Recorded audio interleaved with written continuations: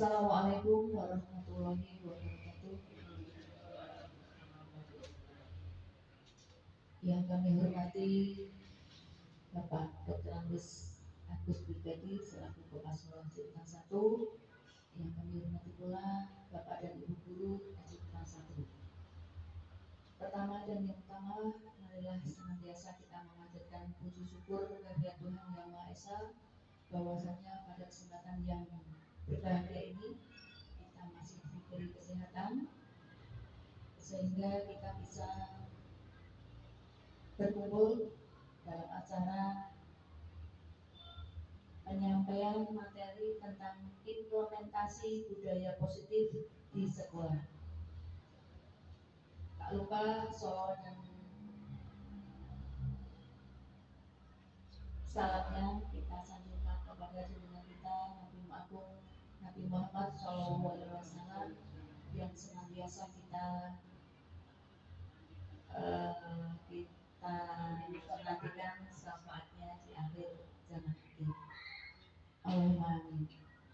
Bapak Ibu yang kami hormati, sebelum kita lanjutkan ke materi, terlebih dahulu saya selaku pembicara akan membacakan beberapa susunan. Yang pertama adalah pembukaan, yang kedua menyanyikan lagu Indonesia Raya, yang ketiga penyampaian materi, keempat lain-lain, dan terakhir adalah penutup.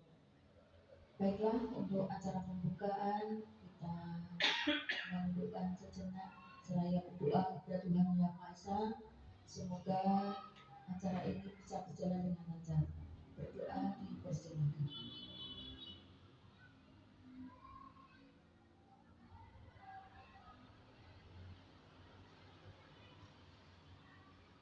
Doa selesai.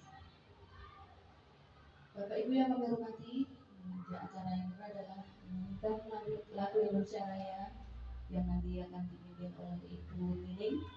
Kami mohon Bapak Ibu untuk berdiri.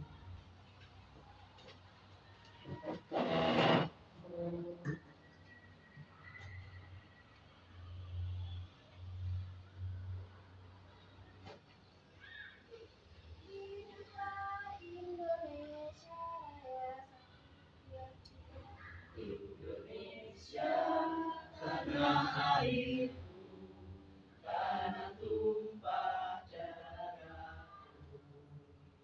Di sanalah aku berdiri, jadi pandu hidupku.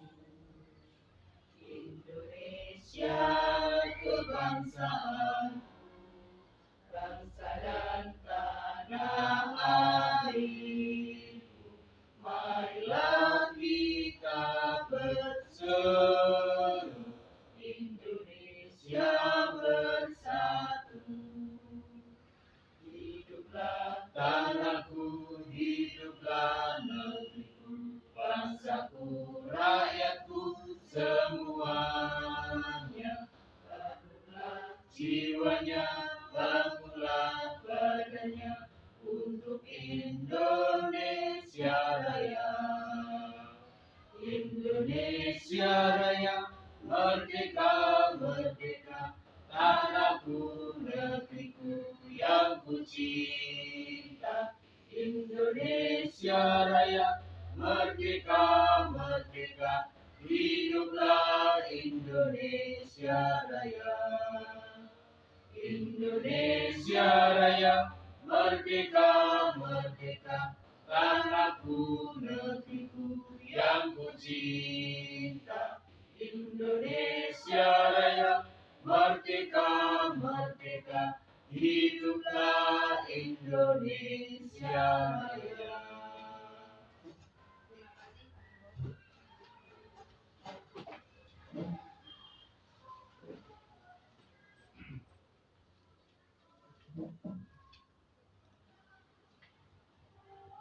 Atur acara yang ketiga adalah penyampaian materi tentang implementasi budaya positif di sekolah yang akan disampaikan oleh Bu Rizky Afianti, Sarjana Pendidikan. Waktu dan tempat dipersilakan.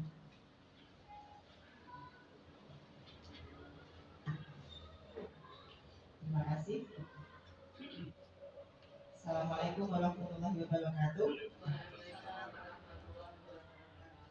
Yang saya hormati Bapak Dr. Agus Nubedi selaku Kepala Sekolah SD Negeri Tutan 01, beserta Bapak Ibu Guru SD Negeri Tutan 1 yang saya hormati dan saya banggakan. Pertama, saya ucapkan terima kasih yang sebesar-besarnya karena telah memberikan kesempatan kepada saya dan membantu saya untuk bisa melaksanakan rentetan dari tugas dari calon guru pembina, yaitu aksi nyata implementasi budaya positif di sekolah. Saya di sini akan menyampaikan materi, kemudian nanti ada sesi tanya jawab. Silahkan jika ada umpan balik ataupun pertanyaan.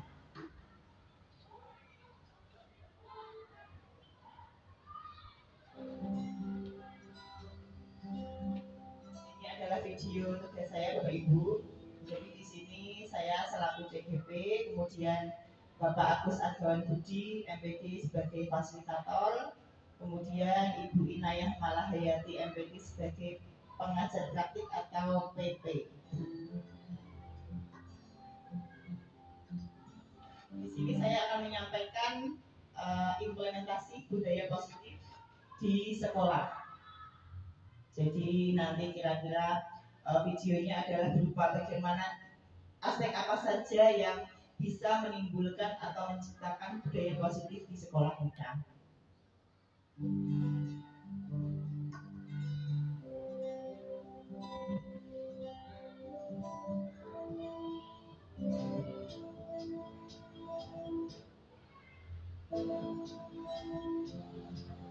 Ya.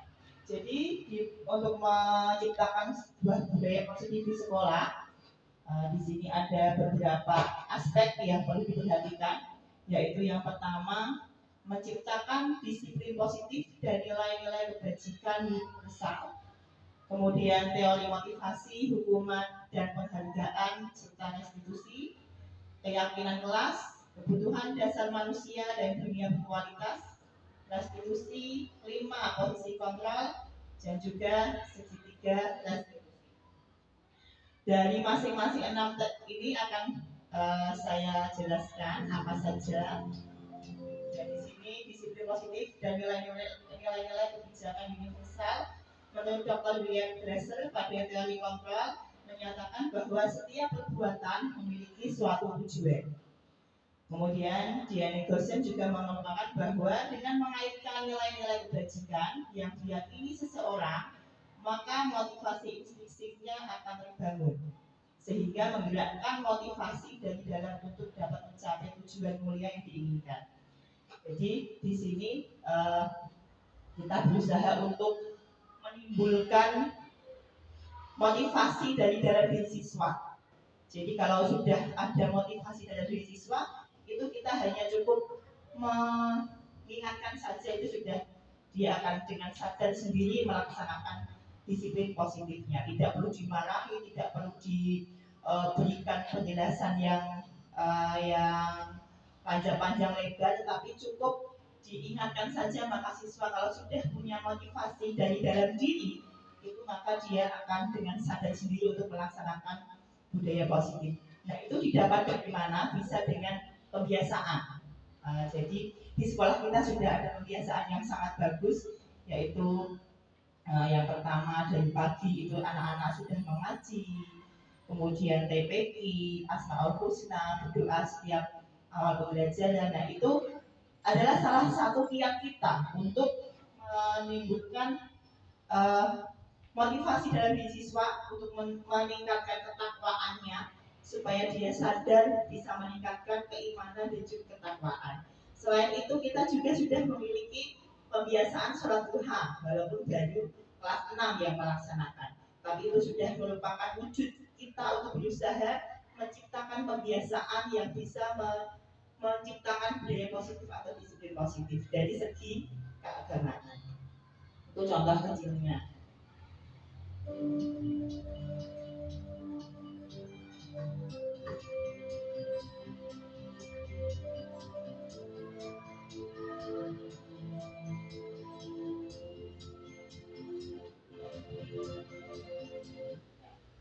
Kemudian berikutnya, untuk menciptakan disiplin positif, disiplin di sini maksudnya adalah disiplin tapi tidak saklek gitu loh, tidak gimana ya. Kalau di sekolah-sekolah yang seperti militer itu kan disiplinnya disiplin benar-benar saklek gitu ya. Kalau ini disiplin positif itu untuk membangun budaya yang positif. Dan itu dapat dari Ki Hajar Dewantara itu bentuk kontrol diri, yaitu belajar untuk kontrol diri agar dapat mencapai suatu tujuan mulia. Jadi kita mengajarkan kepada anak supaya bisa melakukan bentuk kontrol diri.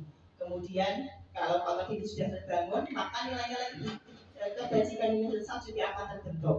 Sehingga tujuan pendidikan utama yaitu untuk menciptakan profil pelajar Pancasila akan terbentuk, yaitu beriman, bertakwa kepada Tuhan Yang Maha Esa, berakhlak mulia, mandiri, bernalar etis, berteknologi, berkebinekaan global, bergotong royong dan juga kreatif.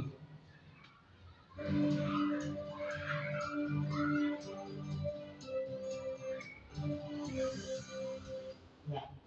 Di sini ada teori motivasi, hukuman, dan penghargaan serta restitusi. Nanti kita juga akan membahas apa saja dampak yang akan diperoleh oleh siswa jika kita memberikan motivasi, hukuman, penghargaan, dan juga restitusi. Di sini Diana Gosen menyatakan ada 3 motivasi perilaku manusia.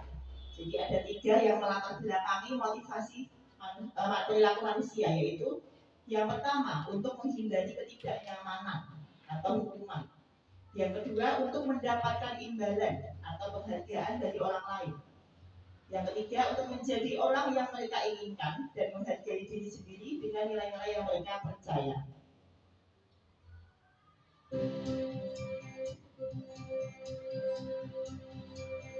Ya. Di sini ada hukuman, konsekuensi, dan juga restitusi. Jadi untuk menciptakan budaya positif tadi bisa menggunakan hukuman, kemudian konsekuensi, dan juga restitusi. Tapi di antara 3 itu pasti ada dampak yang akan didapatkan oleh murid. Ya. Pertama hukuman itu bersifat satu arah dari pihak guru yang memberikan. Dan murid hanya menerima suatu hukuman tanpa melalui suatu kesepakatan atau pengarahan dari pihak guru, baik sebelum atau sesudahnya. Jadi contohnya misalnya itu kan terkait dengan aturan sekolah. Misalnya pada saat upacara bendera ada anak yang tidak memakai topi, maka hukumannya apa? Hukumannya adalah berdiri tidak di barisan dengan teman-temannya tapi di depan. Ya temannya bisa, itu ternyata hukuman, itu seperti itu. Jadi tanpa menanyakan pendapat siswa dulu, langsung kamu tak hukum, kamu berdiri di sana karena tidak pakai topi, misalnya seperti itu. Kemudian konsekuensi sudah terencana atau sudah disepakati, sudah dibahas dan disetujui oleh murid dan guru. Jadi yang lebih ramah ya. Jadi ada tingkatannya dari hukuman, kemudian naik ke konsistensi. Ini sudah ada kesepakatan dulu. Misalnya tata tertib. Tata tertib ditempel di setiap sudut sekolah atau di setiap kelas. Biar anak-anak bisa melihat, orang tua juga bisa melihat, aturannya di sekolah seperti ini. Jadi sudah disepakati bersama. Kemudian yang ketiga, ini tahapan yang paling tinggi yaitu restitusi. Restitusi juga merupakan proses kolaboratif. Jadi sudah kolaborasi gabungan ya antara dua belah pihak yang mengajarkan murid untuk mencari solusi untuk masalah mereka dan membantu murid berpikir tentang orang seperti apa yang mereka inginkan dan bagaimana mereka harus memperlakukan orang lain. Ya, ini yang diharapkan kalau kita sudah melakukan restitusi, maka siswa juga bisa tidak hanya dia merasa bersalah, tapi dia juga bisa mencari solusi. Aku melakukan kesalahan, tapi aku harus bagaimana supaya bisa diperbaiki, seperti itu contohnya.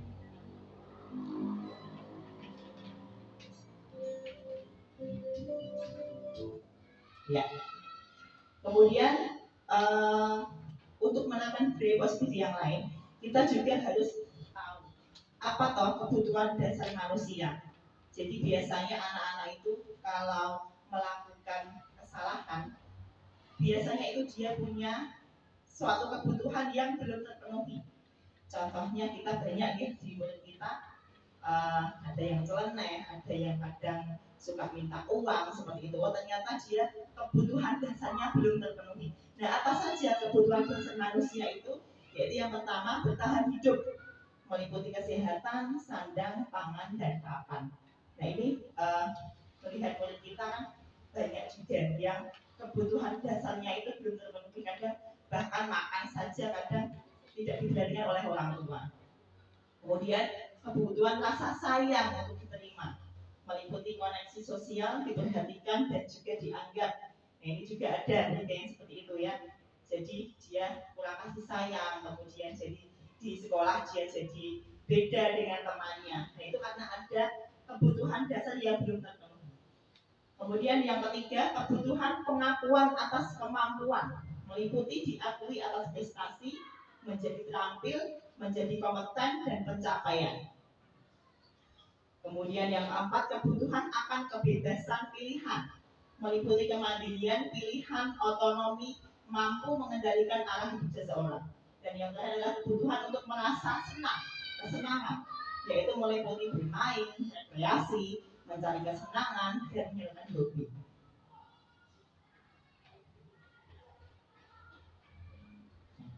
Kemudian berikutnya posisi kontrol. Untuk mengendalikan kulit atau untuk menciptakan budaya positif, kita perlu menerapkan 5 posisi kontrol. Yaitu yang pertama, penghukum.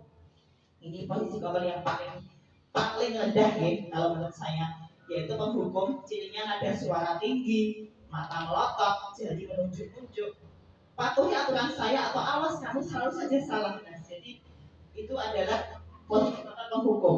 Hasilnya mulut menjadi pendendam, tidak mau disiplin. Kemudian pembuat merasa bersalah. Cirinya nada suara memelas, halu, sedih, bahasa tubuh merapat pada anak lesu. Ibu kecewa sekali dengan kamu. Berapa kali ibu harus memberitahumu? Gimana coba kalau orang tuamu tahu? Nah ini pembuat merasa bersalah. Hasilnya mulut akan merasa bersalah, mulut merasa menjadi orang yang gagal. Walaupun ada suaranya memelas ya, tapi ternyata berdampak negatif bagi siswa. Yang ketiga, sebagai kontrol sebagai teman. Cirinya nada suaranya ramah, akrab, dan bercanda. Bahasa tubuhnya merapat pada murid, mata, dan senyum jenaka. Ayolah bantu demi ibu. Ayo ingat tidak bantuan dari ibu guru. Ya sudah, kali ini tidak apa-apa. Nanti ibu bantu bereskan. Memang bagus ya seperti itu karena anak merasa jadi akrab dengan guru. Tapi dampaknya apa? Hasilnya murid merasa dekat dengan guru, tapi juga menjadikan murid tergantung kepada guru. Jadi kurang mandiri. Kemudian yang keempat, pemantau. Pemantau itu ciri nada suaranya datar, bahasa tubuhnya formal. Ini lebih tegas ya. Peraturannya apa? Apa yang telah kamu lakukan? Sanksi atau konsekuensinya apa? Nah hasilnya murid memahami konsekuensi atas perbuatannya. Jadi murid tidak nyaman dengan konsekuensi yang harus dijalankan. Begitu. Jadi ada unsur keterpaksaan kalau di sini. Kemudian yang terakhir yang paling tinggi sebagai manajer. Cirinya nada suara tulus, bahasa tubuh tidak kaku, mendekat ke murid. Contohnya, apakah kamu meyakininya? Jika kamu meyakininya, apakah kamu bersedia memperbaikinya? Apa rencana kamu untuk memperbaiki ini? Nah ini hasilnya murid berlatih mencari solusi. Nah ini yang kita tujuan kita utama kita yaitu biar murid berlatih mencari solusi atas permasalahannya sendiri dan memperbaikinya sesuai keyakinan kelas yang dibuat. Misalnya pada saat di kelas dia tidak mengerjakan PR, maka kita bertanya apa keyakinan kelas yang sudah kita sepakati kalau tidak mengerjakan PR. Nah kita tunggu muridnya menjawab mengerjakan di luar itu misalnya seperti baik mengerjakan di luar sampai selesai. Kalau sudah selesai jadi boleh kembali ke kelasnya. Seperti itu. Jadi mengembalikan ke solusi kepada murid sendiri.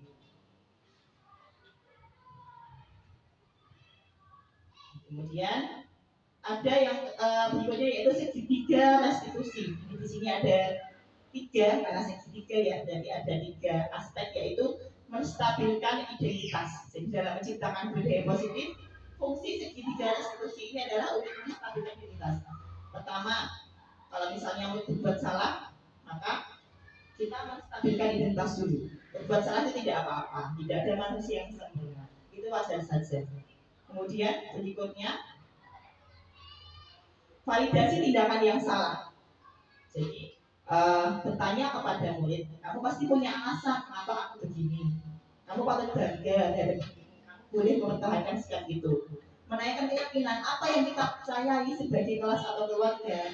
Apa nilai-nilai umum yang telah kita sepakati. Kamu mau jadi orang seperti apa? Nah, itu untuk tahap yang kedua. Tahap yang ketiga yaitu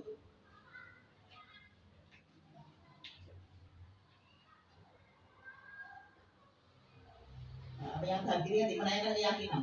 Jadi setelah validasi tindakan yang salah, yang ketiga adalah menanyakan keyakinan. Itu segitiga restitusi. Nah, review materi tadi adalah untuk menciptakan budaya positif di sekolah. Ada 5 langkah yang perlu dilakukan, yaitu pertama menerapkan disiplin positif. Yang kedua, nilai-nilai kebajikan dan keyakinan kelas dibentuk. Keyakinan kelas itu kesepakatan kelas atau sekolah yang disepakati bersama dengan cara musyawarah bagi pendapat. Yang ketiga, posisi kontrol. Yang 5 posisi kontrol tadi, pendukung, kemudian pembatas bersalah, teman, pemantau, dan lain-lain. Yang keempat, kebutuhan dasar. 5 kebutuhan dasar manusia yang menjadi latar belakang kenapa anak tersebut berlaku menyimpang. Jadi kita tidak bisa mengabaikan alasan karena dia kebutuhan dasarnya tidak terpenuhi, maka dia bisa berlaku menyimpang. Itu harus kita perhatikan. Yang kelima, segitiga restitusi, yaitu ada 3 langkah: menstabilkan identitas, validasi tindakan yang salah, dan menanyakan keyakinan. Nah, ini contoh yang sudah sedikit saya praktekkan, yaitu yang pertama membuat keyakinan kelas. Ya, mungkin kita setiap awal pelajaran, setiap awal tahun sudah membuat tiket, membuat jadwal pelajaran, membuat struktur organisasi. Kemudian Sabtu bersih, kita sudah bisa melakukan menciptakan budaya positif untuk menjaga kebersihan lingkungan setiap hari Sabtu minggu terakhir ya. Kelas senam bersama, kemudian sama. Dan anak kita menyadari bahwa yang itu yang menjaga adalah seluruh warga sekolah.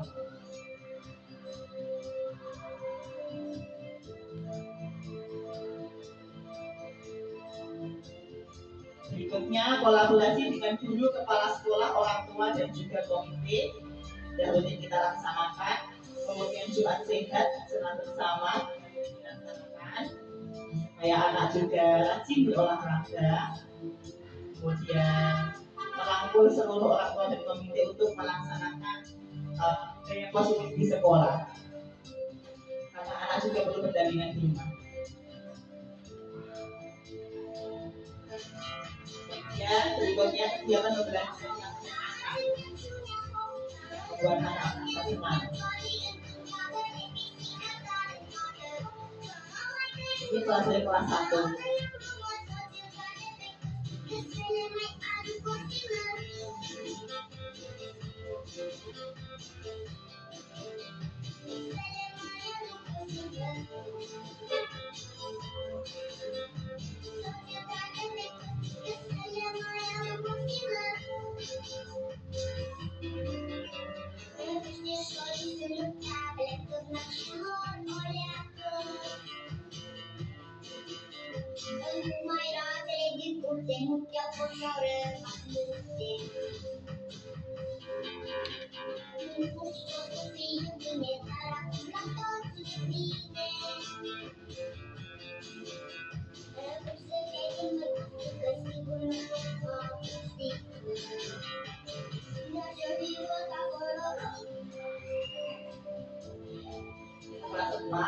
Kelas 4 melaksanakan permainan tradisional yaitu ciblok. Di tempat saya dulu dulu namanya sudah Manda.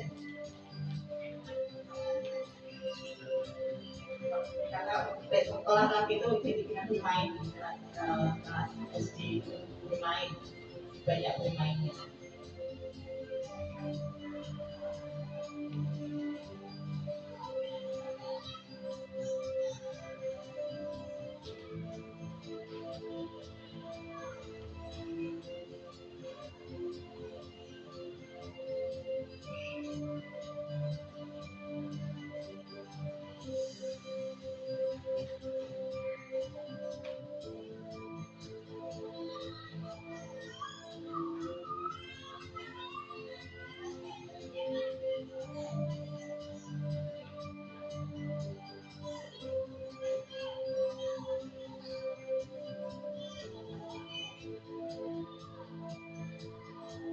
Refleksi setiap selesai pembelajaran, yang pada saat pendinginan dan juga pada saat di kelas.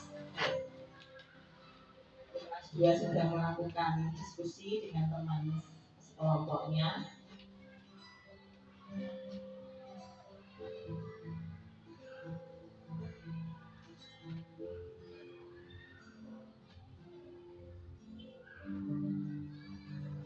Kemudian yang terakhir adalah praktek sifat dan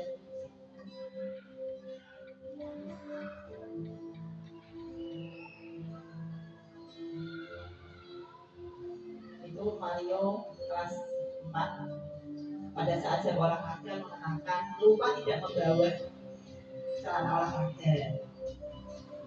Saya menanyakan mana coba keyakinan kelas yang kita sepakati kalau olahraga yang celana olahraga apa sebabnya. Nanti Mario akan melatih nanti kali.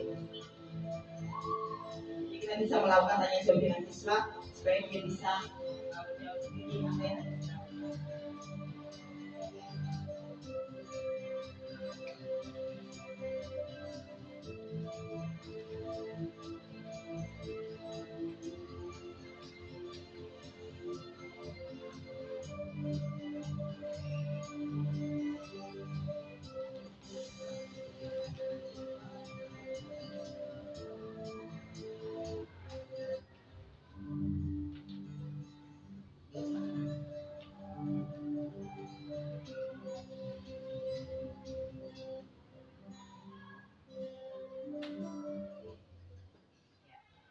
Terima kasih Bapak Ibu sudah dia meluangkan waktunya untuk menyaksikan pemaparan sederhana saya.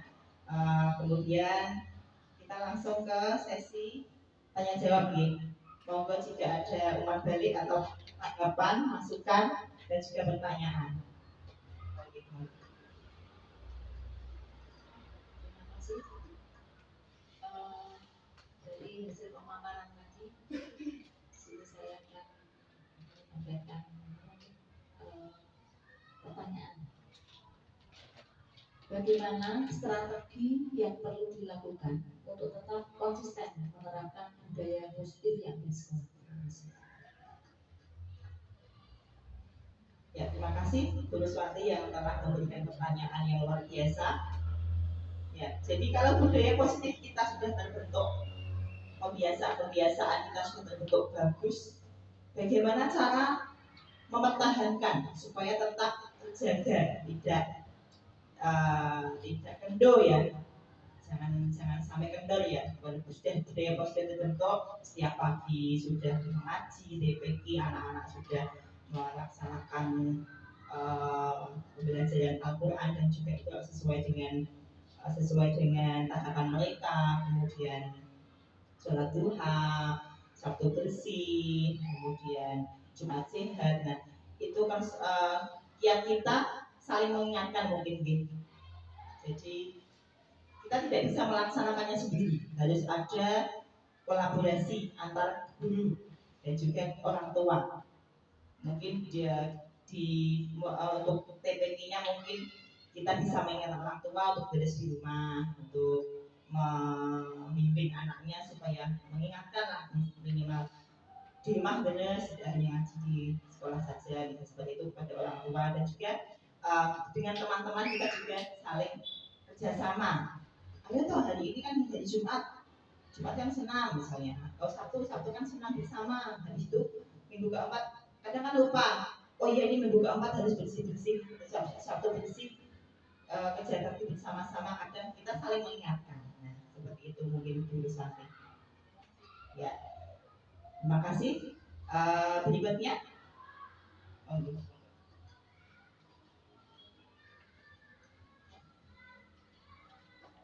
Terima kasih atas waktunya. Kalau yang dari Bu Ruswanti itu kan kalau sudah terbentuk bagaimana cara untuk agar terbiasa seperti itu. Nah kalau pertanyaan dari saya adalah sebelum terbentuk bagaimana cara siswa agar termotivasi untuk melakukan budaya positif tersebut kepada siswa seperti itu. Jadi motivasi siswa yang harus kita bagaimanakan agar bisa budaya tersebut dilaksanakan. Terima kasih.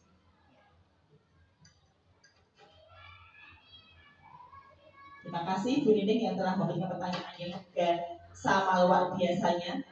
Ya, jadi bagaimana langkah awal gitu untuk membentuk supaya budaya positif itu terbangun? Mungkin dari tadi intinya yaitu membangun motivasi dalam diri siswa dulu. Karena motivasi intrinsik itulah yang paling utama.